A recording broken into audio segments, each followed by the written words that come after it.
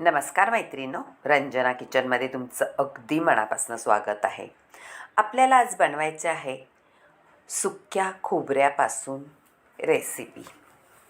सुक्कं खोबरं 1 वाटी घेतलेलं आहे आणि ते किसून घेतलेलं आहे. त्याच्या किसापासून आपल्याला रेसिपी बनवायची आहे. अगदी सर्दी, खोकला, तुमच्या छातीत कफ झाला असेल त्यावर रामबाण उपाय म्हणून असा आपल्याला एक पदार्थ बनवायचा आहे. काय कृती करायची आहे ते पाहू.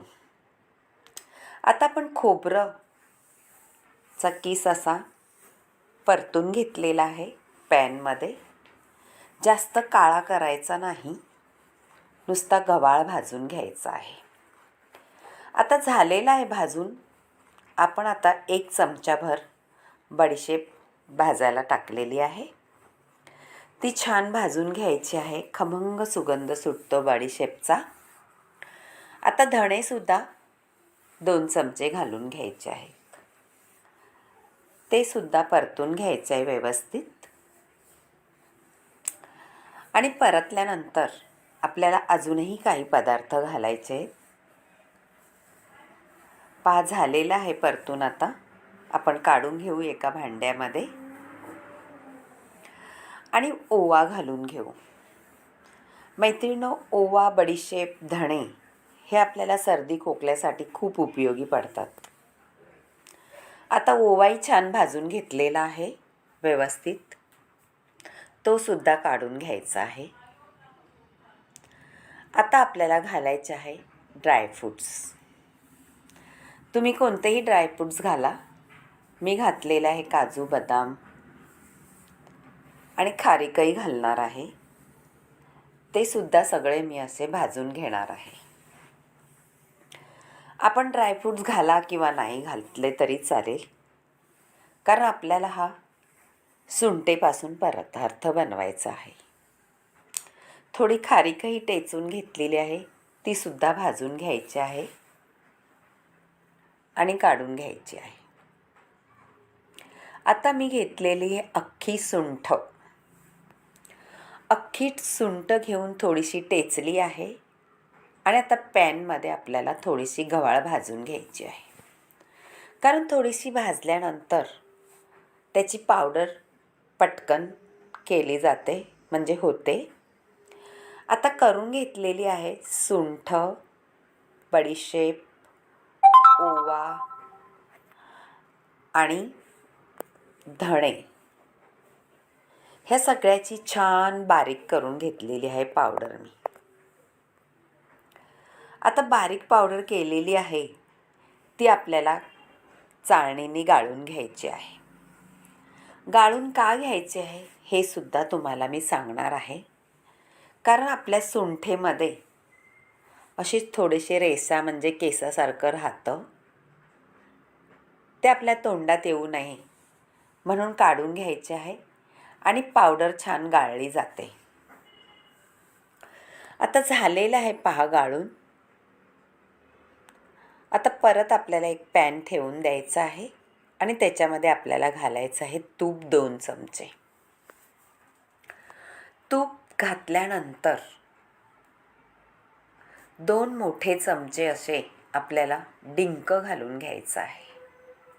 मैत्रिणींनो, डिंक तुपात तळून घ्यायचा आहे, कारण डिंक आपला कफ पातळ करतो. ओवा तो सुद्धा कफ पातळ करायला मदत होते. आता डिंक तळून घेतल्यानंतर छान फुलला आहे पहा. थोडासा डिंक असतो पण तो तळल्यानंतर मस्त फुलला जातो. आता झालेला आहे आणि काढून घेतलेला आहे. आता त्याच्यात घालायचे बेदाणे. बेदाणे म्हणजे मनुके. ते सुद्धा छान फुलवून घ्यायचेत आपल्याला तुपामध्ये. मैत्रिणींनो, मनुक्याला असं तळून घेतलं का छान टम फुगतात आणि त्याचा स्वादही छान लागतो, गोडसर. झालेलं आहे पहा मस्त टम फुगून. आता काढून घ्यायचे आहे. आता आपल्याला सगळं एका बाउलमध्ये काढून घ्यायचं आहे. ही पावडर आहे आपली सुंठ, धणे, बडीशेप, ओवा याची पावडर मी करून घेतलेली ती बाउलमध्ये काढून घेतलेली आहे. खोबरं, खारीक ते सुद्धा मिक्सरला थोडं बारीक करून घेतलेलं आहे. खोबरं आणि मिक्सर खारका थोड्या बारीक केलं का त्याच्यामध्ये छान घोळलं जातं. आता मिक्स करून घ्यायचं आहे आपल्याला. मिक्स केल्यानंतर आता आपण घेणार आहोत ड्रायफ्रूट्स. आपले ड्रायफ्रूट्स भाजून ठेवलेले आहे, बेदाणे तळून ठेवलेले आहे, ते सुद्धा घालून घ्यायचे आहे. मैत्रिणींनो, पहा असे लाडू बनवून तुम्हाला आवडले तर रंजना किचनला लाईक करत जा. आता आपण हा डिंक तळून ठेवलेला आहे तो सुद्धा घालून घेणार आहे. सगळं मिक्स झाल्यानंतर आपल्याला वेलची पावडर घालायची आहे 1 चमचाभर. त्याचा छान अप्रतिम स्वाद येतो त्याच्यामध्ये. आणि वेलची ही आपल्या शरीराला खूप उपयोगी आहे. 2 मोठे चमचे गूळ पावडरसुद्धा घालून घेतलेली आहे. एवढी पुरेशी आहे. तुम्हाला जर गोड आवडत असेल तर 1 चमचा अजूनही घालू शकता. पहा छान सुंठेचे लाडू बनवून असे महिनाभर टिकणारे नक्कीच करून पहा.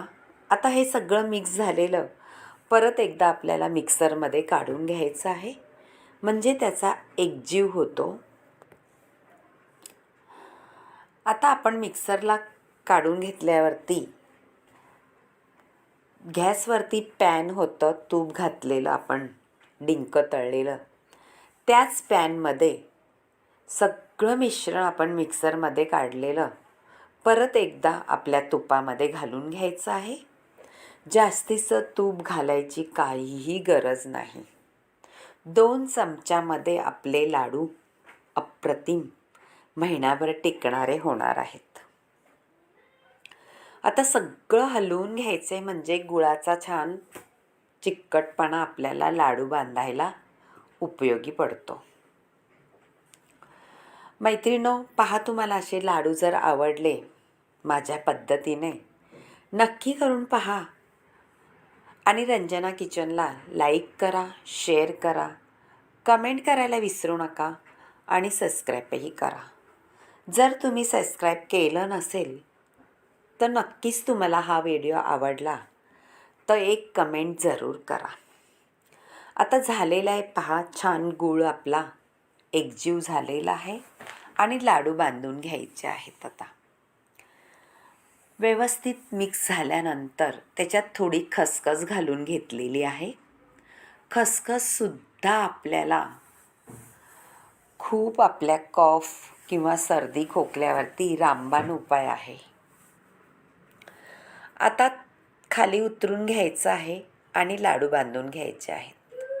झटपट वळले जातात, काहीही वेळ लागत नाही. आणि मैत्रिणींनो, छोटे छोटेच लाडू वळायचे आहेत आपले, म्हणजे 1 लाडू जर खाल्ला तो तुम्हाला पुरेसा आहे. कारण हे सगळ्या गरम वस्तू असल्यामुळे आपला सर्दी खोकला कफ पातळ करण्याला खूप मदत करतात आणि आपला सर्दीवर एकदम रामबाण उपाय म्हणून सुंठेचा लाडू करून पहा आणि तुम्हाला आवडला तर एक कमेंट जरूर करा. आता झालेले आहेत आणि असे छान आपले लाडू कलरबाज मस्त दिसत आहेत. नक्की करून पहा. बाय. भेटूया पुढच्या